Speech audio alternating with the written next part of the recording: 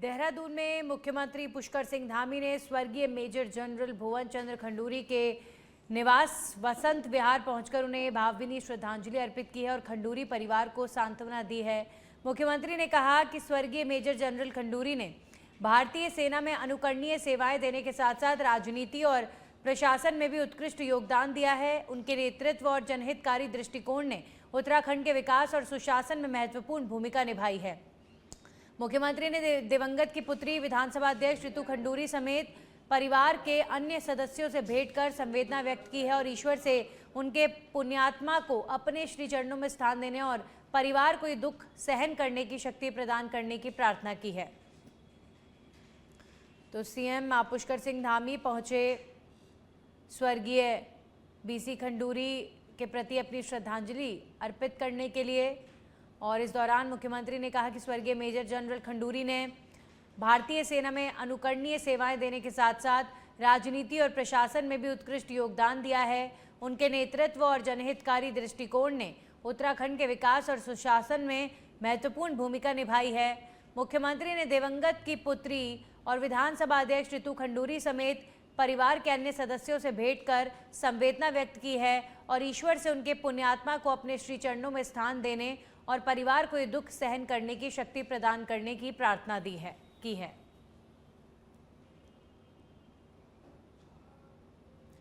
देहरादून में पूर्व मुख्यमंत्री भुवन चंद खंडूरी का पार्थिव शरीर पूरे सम्मान के साथ भाजपा प्रदेश कार्यालय लाया गया, जहां पर मुख्यमंत्री पुष्कर सिंह धामी, पूर्व मुख्यमंत्री तीरथ सिंह रावत और सांसद अजय भट्ट समेत भाजपा प्रदेश महामंत्री संगठन अजय कुमार समेत सैकड़ों कार्यकर्ता, विधायक और सांसदों ने श्रद्धांजलि अर्पित की। इसके बाद शव यात्रा हरिद्वार स्थित खड़खड़ी के लिए रवाना हुई। मुख्यमंत्री समेत कई वरिष्ठ नेता भी शव यात्रा के साथ हरिद्वार के लिए रवाना हुए। इस दौरान नेताओं ने खंडूरी के साथ बिताए पलों को याद करते हुए उन्हें भावभीनी श्रद्धांजलि अर्पित की। तो मुख्यमंत्री पुष्कर सिंह धामी समेत तमाम पार्टी के वरिष्ठ नेता स्वर्गीय भुवन चंद खंडूरी जी के प्रति श्रद्धांजलि अर्पित करने पहुंचे और भाजपा कार्यालय जो देहरादून में स्थित है वहां पर बीसी खंडूरी का पार्थिव शरीर लाया गया और अंतिम दर्शन के लिए रखा गया। आपको बता दें, बीजेपी के महामंत्री से लेकर सांसद अजय भट्ट और पूर्व मुख्यमंत्री तीरथ सिंह रावत समेत मुख्यमंत्री पुष्कर सिंह धामी भाजपा प्रदेश कार्यालय पहुंचे और बीसी खंडूरी के प्रति उन्होंने अपनी श्रद्धांजलि व्यक्त की है। तो देहरादून में पूर्व सीएम भुवन चंद खंडूरी का पार्थिव शरीर पूरे सम्मान के साथ भाजपा प्रदेश कार्यालय लाया गया, जहां पर सीएम पहुंचे, श्रद्धांजलि दी और तमाम सैकड़ों कार्यकर्ताओं ने वहां पर पहुंचकर श्रद्धांजलि अर्पित की। इसके बाद शव यात्रा हरिद्वार स्थित खड़खड़ी के लिए रवाना हुई। मुख्यमंत्री समेत कई वरिष्ठ नेता भी शव यात्रा के साथ हरिद्वार के लिए रवाना हुए। इस दौरान नेताओं ने खंडूरी के साथ बिताए पलों को याद करते हुए उन्हें भावभीनी श्रद्धांजलि दी। निश्चित रूप से उत्तराखंड राज्य के लिए बहुत बड़ी क्षति है, क्योंकि जनरल खंडूरी का व्यक्तित्व अपने आप में एक बहुआयामी व्यक्तित्व था। फौज के जनरल के रूप में, मेंबर पार्लियामेंट के रूप में, केंद्रीय मंत्री के रूप में, प्रदेश के मुख्यमंत्री के रूप में जो उनके योगदान है वो अविस्मरणीय। और जैसा हम सब जानते हैं, सामाजिक राजनीतिक क्षेत्र में आने के बाद जब तक यूनिफॉर्म में रहते हैं तब तक समझ में आता है कि उस स्ट्रिक्ट डिसिप्लिन का पालन करें, लेकिन सामाजिक राजनीतिक क्षेत्र के बाद में आने के बावजूद भी और इतने सीनियर पॉलिटिकल पोजीशन पर होने के बावजूद भी इतना अनुशासन का पालन, इतनी समयबद्धता, इतनी शुचिता और जीवन पर्यंत अपने मूल्यों से कभी भी कॉम्प्रोमाइज न करने का जो जनरल साहब का एक व्यक्तित्व रहा, उसने यहाँ के सामाजिक राजनीतिक जीवन में एक जो पॉलिटिकल लैंडस्केप है उस पे एक अमिट छाप छोड़ी है। अगर मैं आज जो भी हूँ उनकी वजह से हूँ, उनकी संस्कारों की वजह से हूँ, उनकी सीख की वजह से हूँ। बचपन से लेकर आज तक, जब तक वो कल तक मैं कहूँ परसों तक, कल सुबह तक जब वो थे, एक ही चीज हमेशा उनके से सुनाई देती थी कि जो कार्य मिला है उसको ईमानदारी से करो, अच्छे से कार्य करो, देश की सेवा करो, समाज को आगे बढ़ाने का कार्य करो, ईमानदारी से करो और बहुत सादगी से करो। तो ये सीख मैंने अपने पिताजी से सीखी। अगर मैं आज जो भी हूँ उनकी वजह वहीं उपराष्ट्रपति सीपी राधाकृष्णन, गुरमीत सिंह एवं पुष्कर सिंह धामी ने बुधवार को देहरादून के वसंत विहार में पूर्व मुख्यमंत्री भुवन चंद खंडूरी के पार्थिव शरीर पर पुष्प चक्र अर्पित कर श्रद्धांजलि दी है। इस दौरान उपराष्ट्रपति सीपी राधाकृष्णन ने शोक संतप्त परिजनों से मुलाकात कर गहरी संवेदनाएं व्यक्त की हैं और दिवंगत आत्मा की शांति के लिए प्रार्थना की है। तो उपराष्ट्रपति पहुंचे देहरादून और स्वर्गीय बीसी खंडूरी जी के पार्थिव शरीर पर पुष्प चक्र अर्पित किया गया, उन्हें श्रद्धांजलि दी गई। उपराष्ट्रपति सीपी राधाकृष्णन भी इस दौरान देहरादून पहुंचे और सीएम पुष्कर सिंह धामी भी लगातार जो अंतिम विदाई के समय गतिविधियां हो रही हैं उनमें सीएम पुष्कर सिंह धामी लगातार शामिल हो रहे हैं। वहीं टिहरी गढ़वाल के नगर पंचायत घनसाली में प्राचीन हनुमान मंदिर में मंगलवार को आयोजित हनुमान मेले में हजारों श्रद्धालुओं की भारी भीड़ उमड़ पड़ी।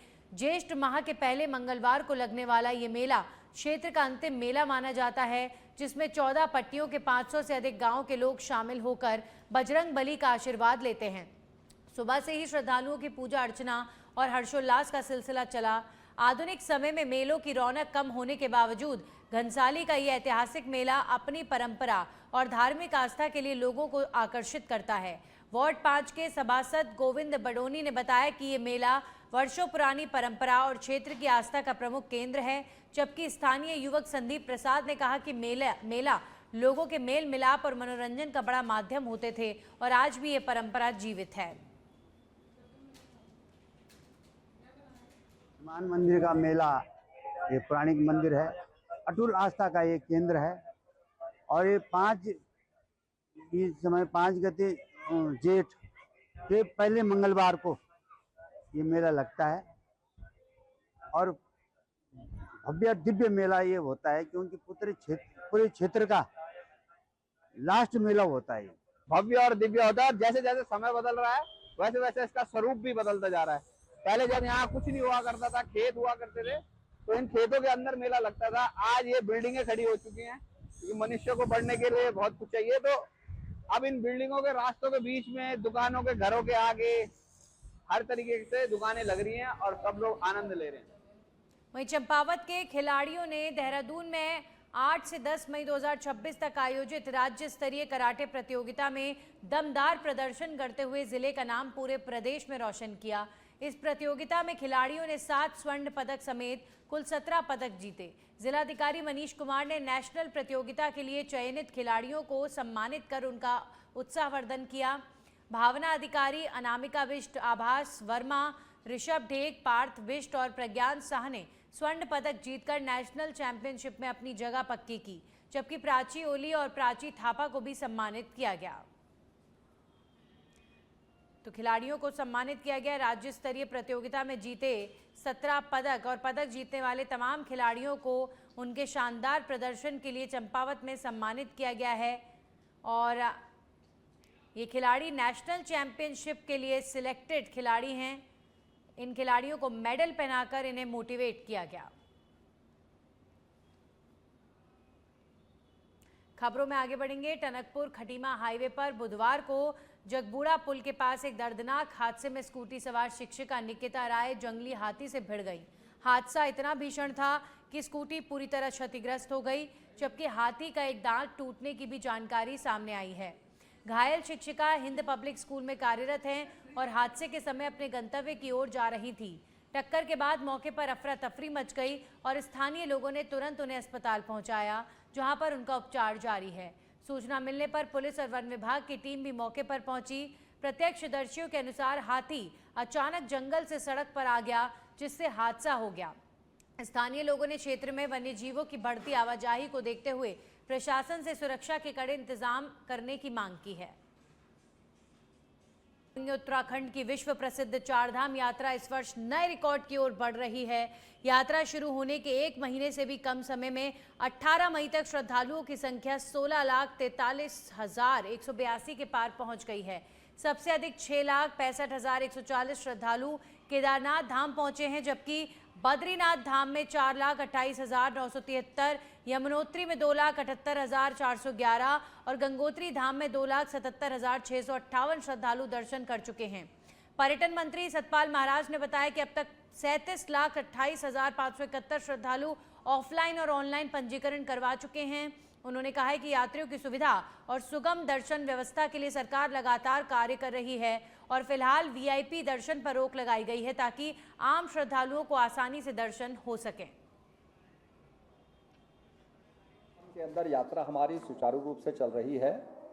इसमें जो दर्शनार्थियों की संख्या है 18/5 तक यमुनोत्री में 2,78,411, गंगोत्री धाम में 2,77,658, केदारनाथ में 6,65,140 और बद्रीनाथ धाम में 4,28,973। ये कुल मिलाकर संख्या जो है 16,43,182 लोगों ने दर्शन प्राप्त किए हैं। इसके साथ साथ जो पंजीकरण हुआ है वो हमारा 37,28,571 लोगों ने ऑफलाइन ऑनलाइन पंजीकरण कराया है। काफ़ी बड़ी संख्या है। और मैं खुद देखने केदारनाथ बद्रीनाथ गया तो केदारनाथ में लोगों की थोड़ा ये था कि भीड़ बहुत थी और लोग दर्शन कर रहे थे और हमने थोड़ा वीआईपी दर्शन भी इस समय रोके हुए हैं ताकि आम जनता को दर्शन हो जाएं और सब दर्शन का लाभ प्राप्त करें।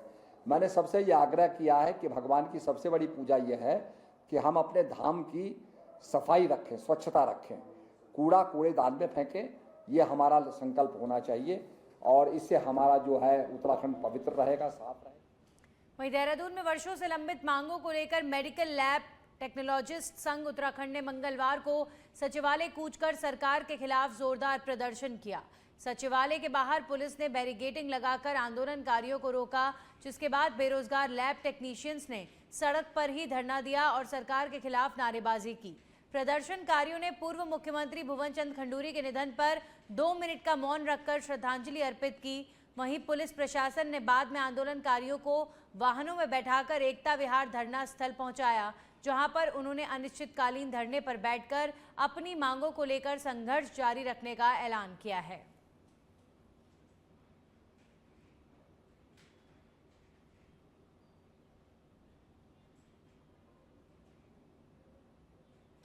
वर्षों से लैब टेक्नीशियन को उत्तराखंड के अंदर आज तक एक बार भी इनकी नियुक्ति नहीं आई हम लोगों की।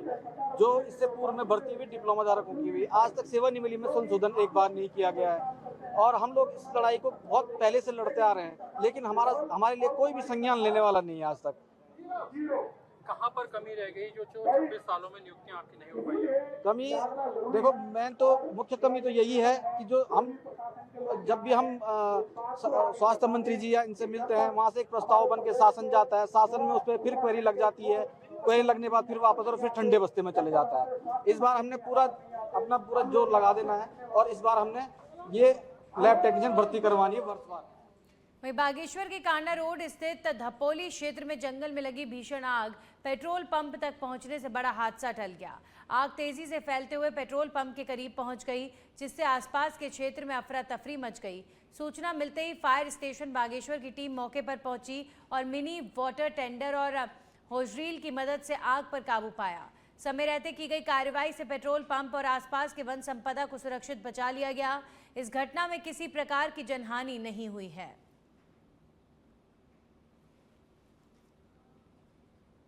उधम सिंह नगर के जसपुर में चोरी की एक मामले में पूछताछ के दौरान आरोपी की पत्नी को लंबे समय तक चौकी में बैठाने को लेकर विवाद खड़ा हो गया। इसी बात से नाराज होकर विधायक आदेश चौहान अपने समर्थकों के साथ सूतमिल चौकी पहुंचे और धरना शुरू किया गया, जिससे क्षेत्र में हलचल मच गई। मामला करीब 4 माह पुराने चोरी प्रकरण से जुड़ा है, जिसमें फहीम अहमद नामजद आरोपी हैं और पूछताछ के लिए उसकी पत्नी को भी चौकी बुलाया गया था। देर तक चौकी में महिला को बिठाए जाने की सूचना पर विधायक मौके पर पहुंचे, जिसके बाद पुलिस और विधायक के बीच बातचीत हुई और स्थिति को शांत कराया गया। बाद में मामले को आपसी समझाइश से सुलझा लिया गया और विधायक अपने समर्थकों के साथ वापस लौट गए।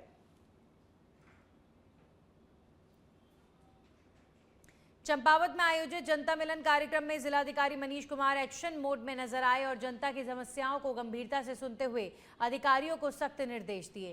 कार्यक्रम में कुल 76 शिकायतों की सुनवाई हुई, जिनमें कई मामलों का मौके पर ही निस्तारण किया गया। 84 वर्षीय माधवानंद गहतोड़ी की शिकायत पर डीएम ने अधिकारियों को फटकार लगाते हुए कहा कि छोटी समस्याओं के लिए बुजुर्गों को दफ्तरों के चक्कर नहीं काटने पड़ने चाहिए। उन्होंने उपजिलाधिकारी लोहाघाट समेत संबंधित विभागों को तत्काल कार्रवाई कर स्थायी समाधान सुनिश्चित करने के निर्देश दिए।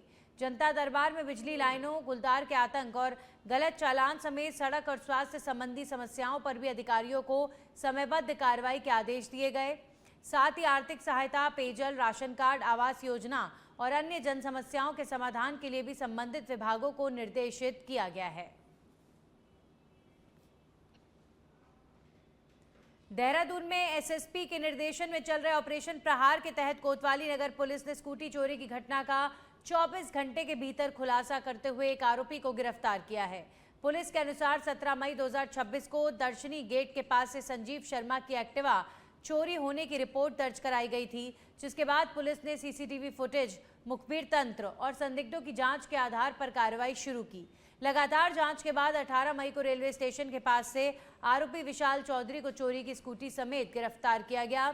पुलिस ने आरोपी के खिलाफ संबंधित धाराओं में मुकदमा दर्ज कर आगे की कार्रवाई शुरू कर दी है।